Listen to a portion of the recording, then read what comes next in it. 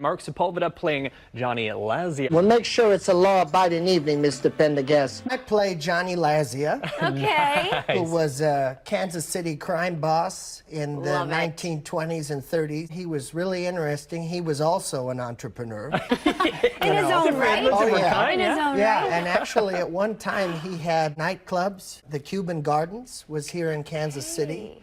He hosted big bands and Latin jazz bands.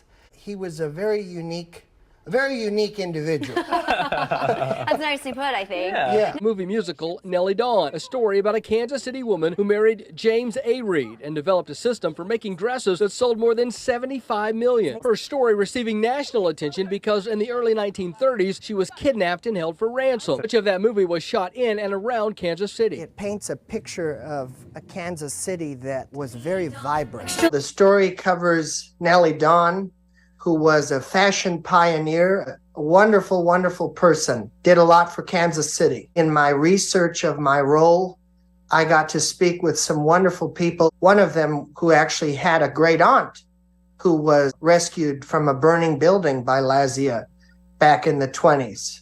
So little things like that, connection to families and to history, is pretty remarkable. You know, Kansas City has a lot of stories and a lot of entrepreneurial spirit. Bundele Save. Doesn't that just say bundle and save? Hey, Hutch, less talky, more dancey. Double time. Boodle it, save, boodle it, save. Bundle and save with the personal price plan. I want to see that on game day. Like a good neighbor, State Farm is there.